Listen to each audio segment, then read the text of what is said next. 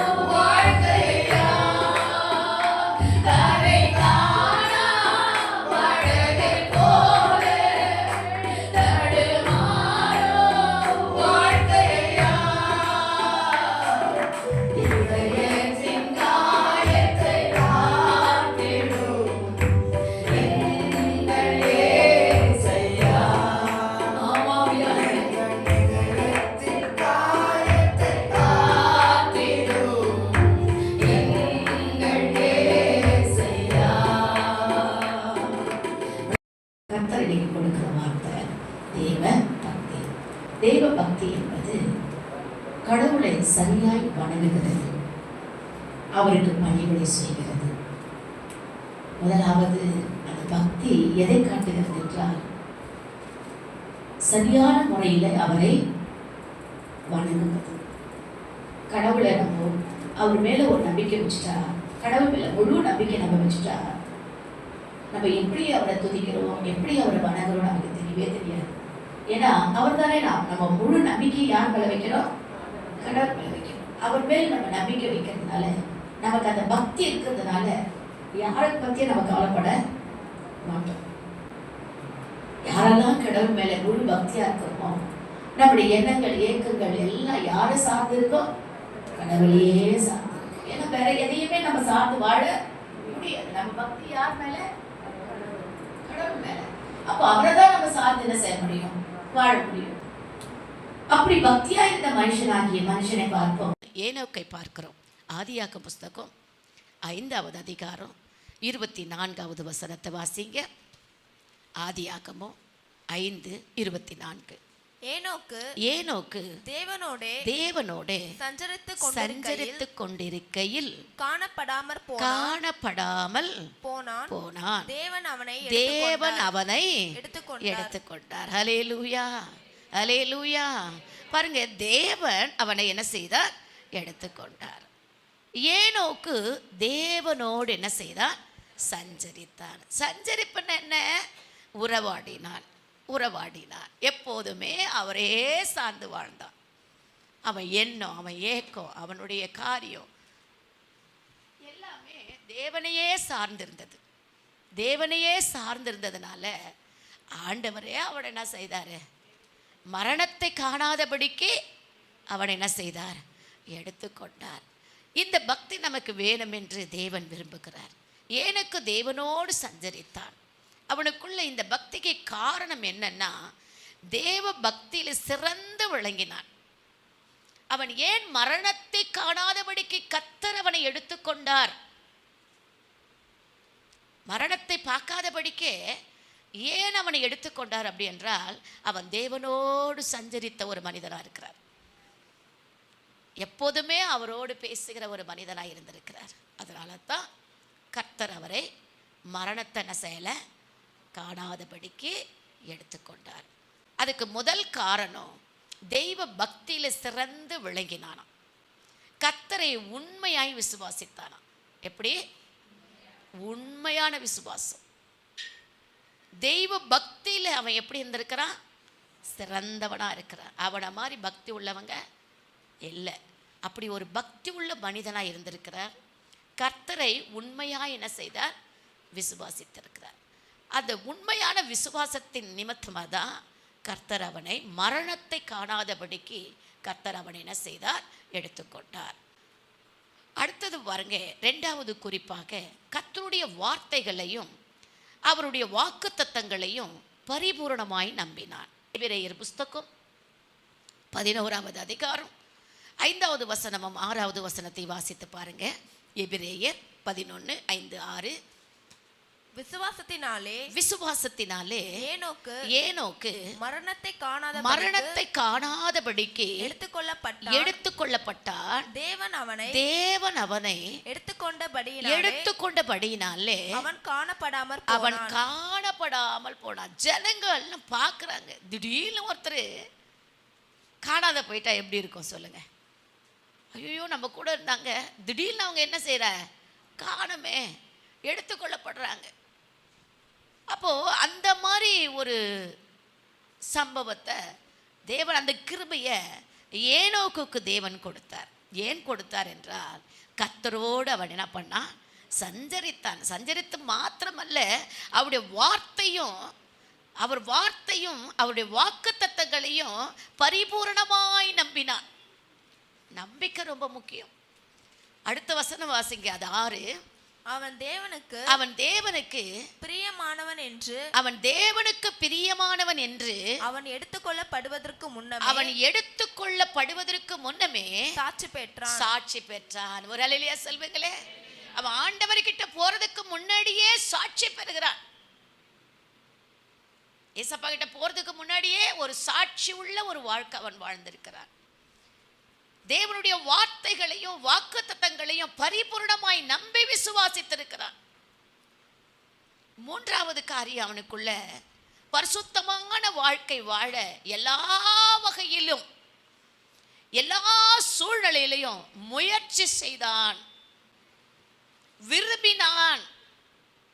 1 யோவான் 1வது அதிகாரம் 5வது வசனத்தை வாசித்து பாருங்க. தேவன் ஒளியாய் இருக்கிறார். அவரில் எவ்வளவேனும் என்ன இல்லை? இருள் இல்லை. ஏன்னா நம்முடைய ஆண்டவர் எப்படி இருக்கிறாரு? ஒளியாய் இருக்கிறார். தேவன் ஒளியாய் இருக்கிறார். அவரில் எவ்வளவேனும் என்ன இல்லை? இருளே இல்லை, இருள் இல்லை. எப்போதுமே எல்லா சூழ்நிலையிலுமே நாம் எப்போதும் எரிந்து கொண்டே இருக்கிறவர்களாய் காணப்பட வேண்டும். அதுதான் இந்த ஏனோக்கு செய்தார். என்ன செய்தானா? பரிசுத்த வாழ்க்கை வாழ எல்லா வகையிலும் முயற்சி செய்திருக்கிறார். சொல்றாரு, ஆண்டவர் சொல்றாரு, நம் தேவன் எப்படிப்பட்டவரா இருக்கிறார்? ஒளியா இருக்கிறார். அவரில் எவ்வளவு வேணும்? இருள் இல்லை. அவர்கிட்ட இருள் இல்லவே இல்லை. நாங்கள் அவரிடத்தில் கேட்டு உங்களிடத்தில் அறிவிக்கிற விசேஷமாய் இருக்கிறது. அடுத்தது, நாம் அவரோடு ஐக்கியப்பட்டவர்கள்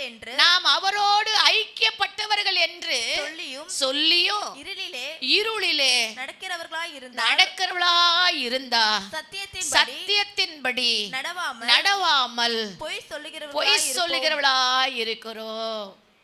சத்தியத்தின்படி நம்ம நடக்கல அப்படின்னு சொன்னா நம்ம யாரை ஏமாத்துறோம்? 7வது வசனம் வாசிங்க. அவர் ஒளியிலே இருக்கிறது போல நாமும் ஒளியிலே நடந்தால் ஒருவரோடு ஒருவர் எப்படி இருப்போம்? ஐக்கியப்பட்டிருப்போம். ஆமென். அப்போ அவர் ஒளியில இருக்கிறாரு, நம்ம ஒளியில இருந்தா தான் நம்ம ஒருவரோடு ஒருவர் எப்படி இருப்போம்? இப்போ எத்தனை பேருக்கு ஐக்கியம் இருக்குது? ஒருவரோடு ஒருவர் ஐக்கியம் இருக்குதா?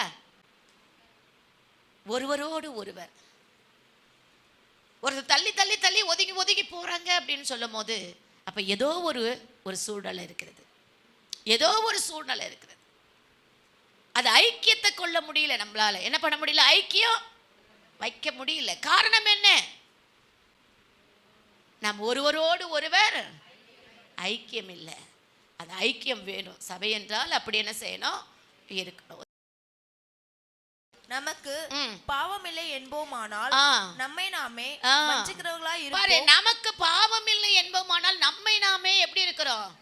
வஞ்சிக்கிறவளா இருப்போம். இல்ல, எனக்கு பாவமே கிடையாது, நான் எந்த பாவத்தையும் நான் செய்யல அப்படின்னு நம்ம யாராவது சொல்ல முடியுமாமா? என்ன சொல்றாரு பாருங்க, மாடி பாசிமா. நமக்கு பாவம் இல்லை என்போமானால் நம்மை நாமே வஞ்சிக்கிறவர்களாயிருப்போம். சத்தியம் நமக்குள் இராது. நம்முடைய பாவங்களை நாம் அறிக்கையிட்டால் பாவங்களை நமக்கு மன்னித்து எல்லா அநியாயத்தையும் நீக்கி நம்மளை சுத்திகரிப்பதற்கு அவர் உண்மையும் நீதியும் உள்ளவராயிருக்கிறார். அல்லேலூயா. ஒப்பு கொடுத்துட்டோன்னு வச்சுக்கீங்களேன், மன்னிச்சிருவாரு. மறைச்சு வச்சாதான் மன்னிக்க மாட்டாரு. வெளிப்படையா நம்ம ஆண்டவர்கிட்ட வந்து நம்ம என்ன செய்யணும்? ஆண்டவரே, நான் பாவிதான், என்ன மன்னிங்க. ஏதோ தெரிஞ்சோ தெரியாதுமா ஏதோ ஒரு தவறு நான் செய்திருப்பேன், என்ன மன்னிங்க அப்படின்னு நம்ம ஆண்டவரிடத்துல அறிக்கை செய்துட்டோன்னு வச்சுக்கோங்களேன், அவ எல்லா பாவத்தையும் என்ன செய்கிறாரா? மன்னித்து நமக்கு எல்லா அநியாயத்தையும் நீக்கி நமக்கு நல்ல ஒரு கிருபையை கடவுள் என்ன செய்கிறாரு? கொடுத்துறாரு. முதல் பாயிண்ட் என்ன சொன்னேன்? ஏனோக்கினுடைய அவன் தேவனோடு சஞ்சரிப்பதற்கு முதல் குறிப்பு என்ன? அவனுக்குள்ள என்ன இருந்தது? தெய்வ பக்தி அவனுக்குள்ள இருந்தது. அந்த தெய்வ பக்தியை கர்த்தரிடத்துல எப்படி தேடனான்? அறகுறையா இல்ல, உண்மையாய் தேடனான். இரண்டாவது, கர்த்தருடைய வார்த்தையும் அவருடைய வாக்குத்தத்தங்களையும் பரிபூர்ணமாய் நம்பினான். மூன்றாவது, பரிசுத்த வாழ்க்கை வாழ எல்லா வகையிலும் முயற்சி எடுத்தார்.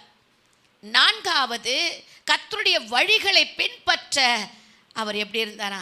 அவருடைய வழிகளெல்லாம் பார்த்து அவருடைய வழிகளை பின்பற்றுகபடி அவர் என்ன சொல்றாரோ அவர் வழியில நடக்க அவன் பிரயாசப்பட்டான். வாசித்து பாருங்க, ஆமோஸ் புஸ்தகம் 3வது அதிகாரம் 3வது வசனம் சொல்லுது. வாசிங்கம்மா. 3:3. இரண்டு பேர் ஒருமனப்பட்டிருந்தால் ஒழிய ஒருமித்து நடந்து போவார்களோ. பாத்தீங்களா? போதும். 2 பேர் ஒருமனப்பட்டிருந்தா ஒருமித்து நடந்து போவார்களோ. பாருங்க, ஒருமித்து நடந்து போகிற மனப்பான்மை வேணும். ஒருமித்து நடக்கக்கூடிய மனப்பான்மை நமக்குள்ள என்ன செய்யணும்? முதல்ல அது இருக்கணும். அந்த ஒருமித்து நடக்கக்கூடிய மனப்பான்மை இருந்தா தான் 2 பேரும் ஒரு மனதோடு நடந்து என்ன செய்ய முடியும்? போக முடியும். அப்படி இல்லை என்றால் என்ன செய்ய முடியாது? போக முடியாது. அது மாதிரி தான் அவருடைய சஞ்சரிப்பு. தேவனோடு அவர் சஞ்சரித்த ஒரு மனம், அவரோடு தொடர்பு கொண்டு அவரையே சார்ந்து அவரையே பிடித்து கொண்டு அவர் நடந்து சென்றதனால ஆண்டவரோடு அவர் சஞ்சரிப்பதற்கு தன்னை அர்ப்பணித்தார். எப்போதுமே அவர் ஆண்டவர் கரத்தை அவர் பிடிக்க, ஆண்டவர் ஏனை கரத்தை பிடிக்க, இருவரும் எப்படி நடந்திருக்காங்க? ஒருமனப்பட்டு நடந்து போயிருக்கிறாங்க. இன்னொரு காரியம், 5வதாக தன்னுடைய தலைமுறையின் தேவ பக்தி தம்மை எல்லாம் நம்முடைய வருங்கால தலைமுறையில் இருக்கிற மக்களும் அந்த பக்திக்குள்ளே வரணும் அப்படின்ற எண்ணம், தமக்கு விரோதமாக யாரை எழும்பாதபடிக்கு, கர்த்தருக்கு விரோதமாக யாரை எழும்பாதபடிக்கு அந்த பக்திக்குள்ளே வரணும்ன்ற எண்ணத்தை நம்முடைய தலைமுறைக்கு சொல்லி தரணுன்ற ஆசையும் அவனுக்குள்ளே இருந்தது. யூதாவின் புஸ்தகம் 14வது ஒரே அதிகாரம் தான். அந்த ஒரு அதிகாரத்தில் 14வது வசனம் 15வது வசனம். யூதா 14:15. ஆதாமுக்கு 7ஆம் தலைமுறையான ஏனோக்கும் இவர்களை குறித்து இதோ எல்லாருக்கும் நியாயத்தீர்ப்பு கொடுக்கிறதற்கும். பாத்தியம்மா, எல்லாருக்கும் என்ன உண்டுமா? நம்முடைய தலைமுறையில தேவ பக்தியற்ற மனிதர்களுக்கு நியாயத்தீர்ப்பு உண்டு என்று சொல்லி கொடுத்துட்டாரு. தேவ பக்தி உள்ள மனிதர்களுக்கு என்னைக்கு கடைசி நாட்கள்ல நமக்கு நியாயத்தீர்ப்பு உண்டு. அப்போ அந்த நியாயத்தீர்ப்புக்கு நம்முடைய பிள்ளைகள் எப்படி இருக்கணும், விரோதமாய் நிற்க கூடாது என்பதை அவர் கற்றுக் கொடுக்கிறார். தமக்கு விரோதமாய் அவபக்தி உள்ள புத்தி உள்ள பாவிகள் பேசின கடின வார்த்தைகள் எல்லாவற்றின் நிமித்தமோ அவர்களை கண்டிக்கிறதற்கும் ஆயிரமான தமது பரிசுத்தவான்களோடு கூட கர்த்தர் வருகிறார் என்று முன்னறிவித்தான். ஒரு அல்லேலூயா சொல்லுங்களேன். இயேசு வரப்போறார். ஆயிரமான பரிசுத்தவான்களோடு அவர் வரப்போறார். அதனால பக்தியா என்ன செய்யுங்க, நடந்துக்குங்க. நியாய தீர்ப்பு உண்டு என்பதை சொல்லி கொடுத்தார். இன்றைக்கு விசுவாசிகளாகினா ஏனோக்கினுடைய வாழ்க்கையிலே நம்ம வாழ்க்கையிலே அவரை ஒரு உதாரணமா நம்ம எடுத்துக்கிட்டோம். இன்னைக்கு பார்த்தோம் இல்லையா, ஒரு 5 குறிப்பு தான் நான் உங்களுக்கு சொன்னேன். 5 குறிப்பில் முதல்ல சொன்னேன், பக்தி என்பது கடவுளுக்கு சரியா என்ன செய்யணும், வணங்குகிறது தான் பக்தி. இன்னைக்கு ஏனோக்கினுடைய காரியங்களை பார்த்தா அந்த பக்தியை பார்த்தோம். முதலாவது நான் சொன்னேன், தெய்வ பக்தியில சிறந்து விளங்கினான், கர்த்தருக்கு உண்மையாய் விசுவாசித்தார். 2வது கர்த்தருடைய வார்த்தையை அவருடைய வாக்குத்தத்தங்களையும் பரிபூரணமாய் நம்பினான். 3வது பரிசுத்தமான வாழ்க்கை வாழ எல்லா வகையிலும் முயற்சி செய்தார். 4வது கர்த்தருடைய வழிகளை பின்பற்ற முயற்சித்தார். 5வதாக தன்னுடைய தலைமுறைக்கு பக்தியற்ற இருக்கக்கூடாதுன்னு சொல்லி தன்னுடைய தலைமுறைக்கு என்ன பண்ணார், நியாய தீர்ப்பு உண்டு என்பதை சொல்லிக் கொடுத்தார்.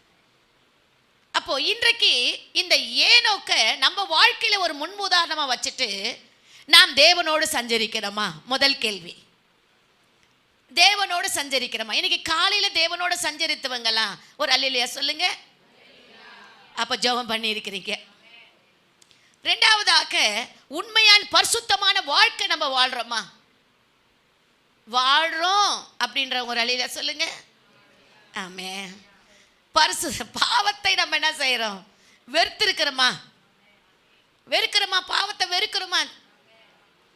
இல்லையே, முழுசா வெறுத்துடணும். பாவமான காரியங்கள் கர்த்தருக்கு பிரியமில்லாததை நம்ம என்ன செய்யணும், வெறுக்கணும். அடுத்தது வரும் கோபத்துக்கு தப்பித்துக் கொள்ள மக்களுக்கு நம்ம எச்சரிக்கை என்ன செய்யணும், கொடுக்கணும். ஆண்டவரே வரப்போறாருப்பா, அவருடைய வரும் கோபத்தில் நீ தப்பித்துக் கொள்ளனா பரிசுத்தமா வாழணும், கர்த்தருக்கு பிரியமா இருக்கணும், உண்மையா இரு, பக்தியா இரு, ஜெபம் பண்ணு, தேவனுக்கு பிரியமான வாழ்க்கை வாழு, கர்த்தருக்காக உண்மையா நடந்துக்க சொல்லி கொடுக்கணும். அடுத்தது கிறிஸ்து வந்து தம்மை அழைத்து செல்வதற்காக ஆயத்தமா என்ன செய்யணும், இருக்கணும். அவரோடு சஞ்சரித்தோம்னா அவர் சத்தம் நமக்கு என்ன செய்யும், கேட்கும். நம்ம அவரோடு சஞ்சரிக்கலைன்னா அவர் வரும் சத்தம் நமக்கு கேட்காது. எக்கால சத்தம் நமக்கு கேட்கவே கேட்காது. நிறைய பேருக்கு சத்தமே கேட்காது. யார் வராங்க யார் போறாங்கன்னு சத்தமே கேட்காது. ஏன்னா நம்ம என்ன அந்த மாதிரி யார் வந்தான்னா யார் போனான்னா அது கிடையாது. ஆனால் நமக்கு சத்தம் கேட்குது, நம்ம அப்பா சத்தம் நமக்கு கேட்குது. ஹல்லேலூயா. ஜெபம் செய்வோமா? அப்படியே முழங்கால் படியிடுங்க. ஆண்டவரே, நீங்க தான் சொல்லியிருக்கிறீங்களப்பா, ஏனோக் தேவனோடு சஞ்சரித்ததுனால, உங்களோடு உறவாடுறதுனால அந்த தேவ பக்தி எங்களுக்கு கொடுங்கப்பா. யாரு பார்க்குறாங்க யாரு பார்க்கலன்ற கவலை எங்களுக்கு வேண்டாம். நீங்க பார்க்குறீங்க. உங்களை நாங்கள் ஆராதனை செய்கிறோம், உங்களை நாங்கள் மகிமைப்படுத்துகிறோம், உங்களை நாங்கள் கனப்படுத்துகிறோம். நீங்க எங்களுக்கு செய்த நன்மைகளை நாங்கள் சொல்லி மகிழ்கிறோம். எங்களுக்கு கொடுத்த இந்த ஜீவ இந்த சுகத்தை பலனுக்காக நாங்கள் உங்களை மகிமைப்படுத்துறப்பா. ஆவியானுடைய கரத்தில் ஒப்பு கொடுப்போமா? ரிபாலா ஷபாலா பாதுரிலா பாஷந்தரா பாதுரி கபாராதரபா. ஆவியானவரே, இந்த நல்ல கால வேளையில எங்களோடு இடைப்பட்டதுக்காக மக்க ஸ்தோத்திரப்பா. நீர் என்னோடும் எங்களோடு பேசினதுக்காக மக்க நன்றி ஆண்டவரே. நீர் கொடுத்த இந்த வார்த்தைக்காக மக்க நன்றி. நாங்கள் அப்படியாக ஆண்டவரே ஏனோக்கை போல நாங்கள் உம்மோடு சஞ்சரிக்க வந்திருக்கிற ஒவ்வொருவருக்கும் நீர் உதவி செய்யும். அந்த பக்தியை தாரும், அந்த தெய்வ பக்தியை தாரும். அந்த வாக்குத்தத்தங்களை நிறைவேற்றுகிறவர்களாய், நம்புகிறவர்களாய், விசுவாசிக்கிறவர்களாய், அதை கடைப்பிடிக்கிறவர்களாய் மாறட்டும். இந்த செய்தியை கேட்கிற ஒவ்வொருவரையும் உடைய கரத்தில் நான் கொடுக்கிறப்ப, ஒவ்வொருவருக்கும் இந்த வார்த்தை பிரயோஜனமா இருக்கட்டும், பக்தியில வளரட்டும், தேவநாமத்தை மகிமைப்படுத்தட்டும். ஆண்டவரே, பிறந்த நாளையோ திருமண நாளையோ காண்கிற மக்களை நான் ஆசீர்வதிக்கிறேன். கர்த்தருடைய கரம் அவர்களை ஆசீர்வதிப்பதாக. இன்னும் அநேக திருமண நாட்களை கொண்டாடவும் பிறந்த நாட்களை கொண்டாடவும் அவளை வாழ்த்தி ஆசீர்வதிக்கிறேன். உம்முடைய கிருபை இருக்கட்டும். ஒருவேளை வியாதி படுக்கையில் இருப்பாலான கர்த்தர் அவருடைய படுக்கையை மாற்றும். பரிசுத்த ஆவியானவர் அவளை தொட்டு நீ சுகப்படுத்தும். ஆயுசு நாட்களை பெருக செய்யும். தேவையோடு இருக்கிற மக்களுக்காக நான் ஜெபிக்கிறேன். பலவிதமான தேவையில் இருக்கலாம் ஆண்டவரே. கர்த்தர் அவருடைய தேவைகளை என் தேவனை சந்திப்பீராக. அவருடைய தேவைகளை சந்தித்து அவளை அழகுபடுத்தி ஆசீர்வதியும். இந்த வார்த்தையை கேட்கிற ஒவ்வொருவரையும் இதை ஆசீர்வதித்து காத்துக்கொள்ளும். தேவ சமாதான சந்தோஷ குடும்பங்களிலே காணப்பட உதவி செய்யும். இயேசுவின் நாமத்தினால் ஜெபிக்கிறேன் ஜீவனுள்ள நல்ல பிதாவே, ஆமென். கர்த்தர் உங்களை ஆசீர்வதிப்பாராக. ஆமென்.